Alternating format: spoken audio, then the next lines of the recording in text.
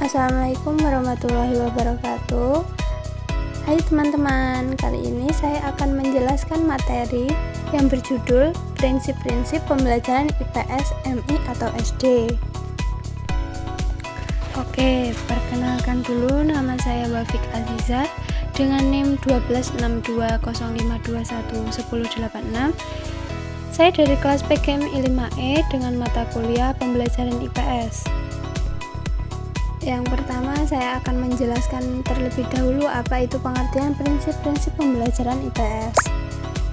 Prinsip-prinsip pembelajaran IPS merupakan suatu landasan, konsep dasar, dan sumber yang menjadikan proses belajar yang terjadi antara pendidik dengan peserta didik lebih dinamis dan terarah sesuai dengan tujuan pembelajaran ilmu pengetahuan sosial.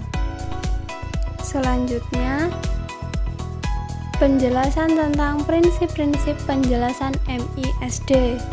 Prinsip-prinsip dasar pembelajaran IPS, MI atau SD dalam kegiatan pembelajaran IPS lebih identik dengan kegiatan demonstrasi dengan memperhatikan hal-hal berikut ini, yaitu integrat atau terpadu, interaksi, kesinambungan dan perubahan, kooperatif, kontekstual, problem solving, inquiry, keterampilan sosial.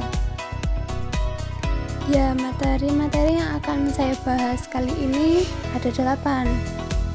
Yang pertama ada integrat, yang kedua ada interaksi, yang ketiga kesinambungan dan perubahan, yang keempat kooperatif, yang kelima kontekstual, yang keenam problem solving, yang ketujuh inquiry, dan yang kedelapan keterampilan sosial.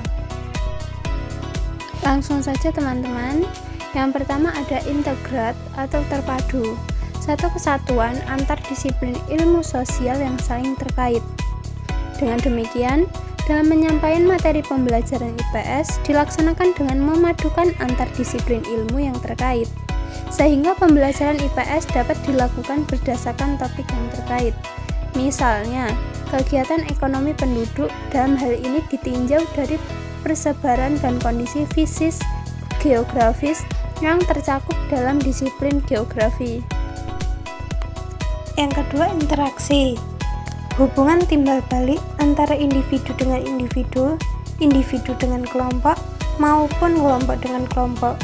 Timbulnya interaksi disebabkan oleh dorongan saling membutuhkan dalam memenuhi kebutuhan hidup sehari-hari, sehingga dalam konteks ini, pembelajaran IPS menjadi dasar yang mendidik peserta didik agar memiliki pengetahuan tentang bentuk interaksi secara umum dan juga mendidik peserta didik agar mampu dan terbiasa berinteraksi dengan sesama makhluk lain. Baik, yang ketiga, kesinambungan dan perubahan. Dalam kehidupan bermasyarakat, manusia akan selalu terikat dengan adat dan tradisi yang sudah ada dan diwariskan dari generasi sebelumnya. Pembelajaran IPS harus berkesinambungan karena pada dasarnya materi dan pemahaman peserta didik harus sambung menyambung, sehingga lebih mudah dan cepat memahami materi yang disampaikan. Misalnya, materi sejarah ketika tidak berkesinambungan akan membuat peserta didik kebingungan memahami alur dan hubungan sebab akibat peristiwa sejarah tertentu. Pembelajaran IPS juga harus mengikuti perubahan, karena manusia sebagai objek utama pembelajaran IPS terus mengalami perubahan sesuai dengan berjalannya waktu serta perkembangan ilmu pengetahuan dan teknologi.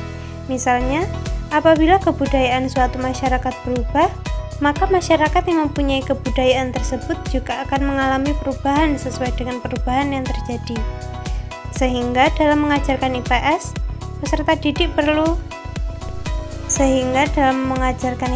peserta didik harus mengikuti dan melacak perubahan-perubahan yang terjadi sehingga para peserta didik mampu mengambil nilai-nilai yang terkandung. Selanjutnya yang nomor 4, kooperatif. Dalam pembelajaran kita mengenal cooperative learning, yaitu sistem pembelajaran yang memberi kesempatan pada peserta didik untuk saling berinteraksi dan bekerja sama dengan peserta didik lain. Dalam pembelajaran IPS, siswa dilatih memahami hubungan sosial secara langsung dalam proses pembelajaran, dan pendidik dapat menggunakan sistem atau strategi cooperative learning ini sebagai salah satu pembelajaran langsung dalam proses pembelajaran. Selanjutnya yang nomor 5 adalah kontekstual. Kontekstual merupakan proses pembelajaran peserta didik diarahkan untuk belajar tidak hanya dari materi yang ada dari buku, akan tetapi dari materi yang bersifat di sekitar peserta didik, baik lingkup keluarga, teman sebaya maupun lingkungan lain. Yang keenam, problem solving. Pembelajaran IPS di SD atau MI, peserta didik juga dididik supaya mampu mengetahui, memahami, mencari solusi dalam masalah sosial yang terjadi pada diri peserta didik beserta lingkungan di sekitarnya. Karena dalam pembelajaran berbasis masalah, peserta didik dilibatkan meneliti informasi yang spesifik untuk sampai pada kesimpulan yang belum ditetapkan sebelumnya. Yang ketujuh, inquiry, suatu pendekatan pembelajaran yang menuntut peserta didik untuk mencari dan menemukan sendiri sesuatu yang baru sebagai hasil belajar yang bertujuan merangsang kemampuan bertanya, menyelidiki, meneliti untuk mengembangkan berpikir kritis dan mengembangkan kemampuan berpikir peserta didik.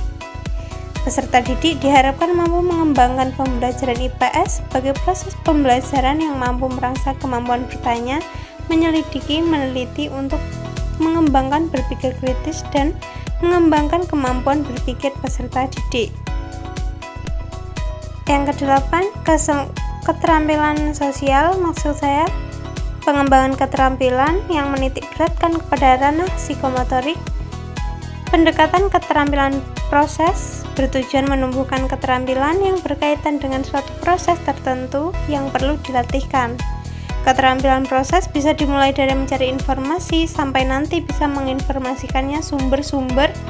Menumbuhkan keterampilan proses dalam pembelajaran IPS antara lain peta, globe, gambar atau foto, grafik, diagram, dan sebagainya.